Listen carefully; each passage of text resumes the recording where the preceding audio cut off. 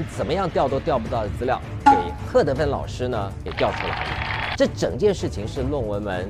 破案的一个很重要的关键。那贺老师做了一件什么事呢？就是他在行政法院告了教育部，而且他求偿1000万，虽然败诉，可是在这一审的时候调出了这个关键的资料。问题是，这一份论文是怎么调到的呢？这份论文是贺德芬老师透过诉讼，同时跟教育部要的。那教育部怎么突然给了呢？这个我们不知道。但是我们大胆的判断，有人打算要坦白从宽，所以呢，就出了这么一招，或者是有人实在看不下去了，觉得这个蔡英文搞得我们教育部好多人要上手铐了，我要自保，所以我来搞这么一招。究竟是哪一个呢？我觉得我心里面有数啊。不过我要在这边讲的是，接下来我们对这些共犯呢，我们绝不宽待。可是我们等待你最后一个自新的机会，在你们卸下你们现在的任务之前，你们应该好好交代一下事情的真相。蔡总统的论文，一块巨大的谎言，他的博士学位只是一个骗局的景象。我举发了他，告诉世人真相。但现在我被通缉，我大方的彼岸，他们说我是叛徒，我是出卖假象的人，但我只是解开了黑暗中的一点光。我爱我的国家，但我也爱天下，虽然我无法回应，继续寻找。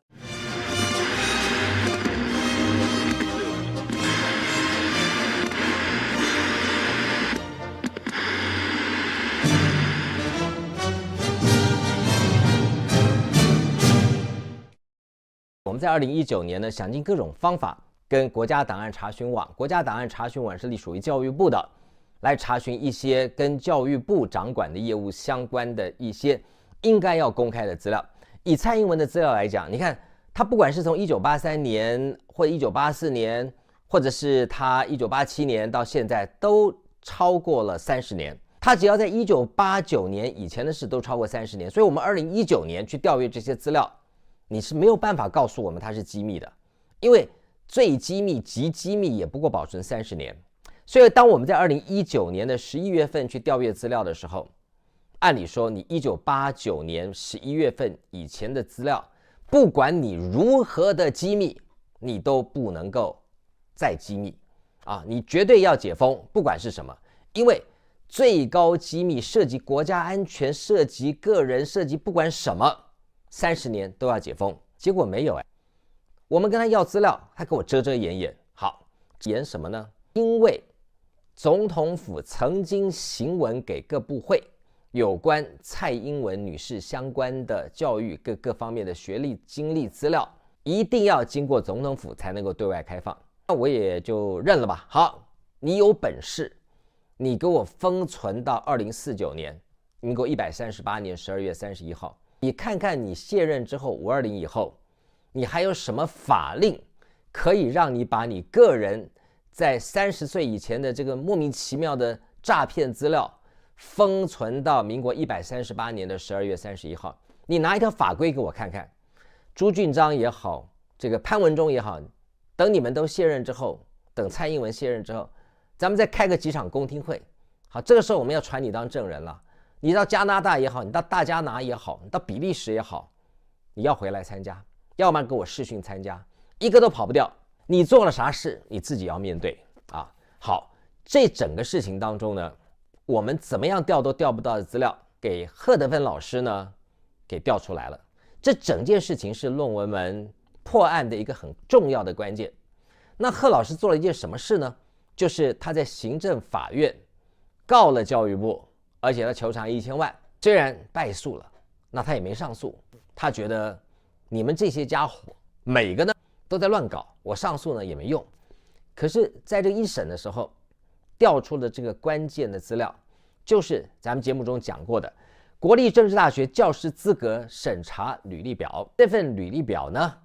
非常清楚也非常有趣的透露了一个非常有趣，因为非常有趣，所以再讲一遍，非常有趣的一个线索，就是蔡英文在民国73年的12月7号，他自己亲笔填的他填的日期是9月28号，民国73年的9月28号，他亲笔填的资料当中写他的著作，就是他的博士论文的题目。而且呢，他这个教师资格履历表，我记得我花了一点时间跟大家说，他有2份。这2份呢，乍看之下是一样的，仔细看发现有些地方是用立可白涂掉的。各位想想看，一份资料是政大的，一份资料是政大行文给教育部的，也就是说，这是一份发文跟收文之间的关系。怎么可能发文跟收文之间是不一样的2个文呢？政大发的文跟教育部收到的文是2个不一样的文，这个是谁改了？有人说这会不会是2式？对不起啊，张三行文给李四，或者是某部会行文给另外一个部会，公文一定是1式2份，不可能我行文的人还有假公文给乙公文，我把乙公文留给了这个受文者，假公文留在自己身上，那绝对不可能。那请问你将来出了法律上效力的问题，是要以你的为主还以我的为主？所以这个1式2份的公文既然长得不一样，这中间一定有鬼吧？而且不一样的地方都是关键的地方，所以谁在伪造文书，不值得好好查一下吗？好，撇开这个不谈，这份公文最有趣的地方是，蔡英文在民国73年9月28号自己填的教师审查履历表当中，他的论文题目竟然是 Law, Subsidy and Dumping， 还有 Market Safeguards。完了，这个题目从来没听过，因为蔡英文从头到尾，包括黑皮书在内，在总统府记者会上都说他的论文题目叫做 Unfair Trade Practices and Safeguard Actions。这讲到我半夜做梦都在讲这段英文，结果他亲笔填的。你说，哎呀，事隔久远忘了，对不起，73年9月28号，他号称他毕业之后的半年又2个星期，因为他号称他是民国73年1984年的3月14号毕业，结果他在同年的9月28号，就是6个月又14天后，填他自己的论文题目，填了另外一个。后来我们发现这个题目竟然是他所谓黑皮书中的 Part 2的题目，所以我当时就讲了嘛，这个 Part 2是他当时从硕士班要进博士班的 transferring 的 proposal， 他的进博士班考试的这个提案大纲啊，结果没过之后呢，他就把这一份带回台湾，为了骗别人说他拿了博士学位，他只好把他在 Cornell 跟其他地方的笔记Part 1 Part 3都在一起搞个3明治，把这1、2、3的 Part 3加在一起，所以才会有那个前面左边对齐，后面是右边对齐，中间2边对齐，才会有那种前面打字跟中间打字跟后面打字是不一样的情况，才会有前面的格式跟中间的格式跟后面的格式不一样，因为那是3个不同时间写的论文。好，问题不在这儿，问题是这一份论文是怎么调到的呢？这份论文是贺德芬老师透过诉讼，同时跟教育部要的。那教育部怎么突然给了呢？这个我们不知道，但是我们大胆的判断，有人打算要坦白从宽，所以呢就出了这么一招，或者是有人实在看不下去了，觉得这个蔡英文搞得我们教育部有好多人要上手铐了，我要自保，所以我来搞这么一招。究竟是哪一个呢？我觉得我心里面有数啊，但是我先不说。我呢更进一步的知道内幕之后呢，我会在法庭上或者会在这边公布。等我公布的时候，就证明什么？证明我已经掌握了100%的证据。好，今天的整个内容是说，我们在2019年想尽办法跟教育部调的资料，透过国家档案查询网合法调的资料，调不到这一份非常特别的教师审查履历表。这个资格履历表特别的地方就在于，他所谓的论文题目竟然跟蔡英文在总统府记者会跟拿出来那本黑皮书是不一样的，而且这是亲笔填的，而且不是失智之后填的，是他刚刚进入政大的那一年填的，也就是他所谓毕业的当年填的。有任何一个人会在毕业之后半年忘掉自己的题目吗？而且是一个完全没有半个字相似的题目，就充其量就只有个 safeguard， 前言不对后语 ，law, subsidies, dumping and safeguards，跟 unfair trade practices and safeguard actions， 就这个 safeguard 是一样的，其他什么都不一样。结果呢，蔡英文的律师的严元龙不知道该怎么解释这一段，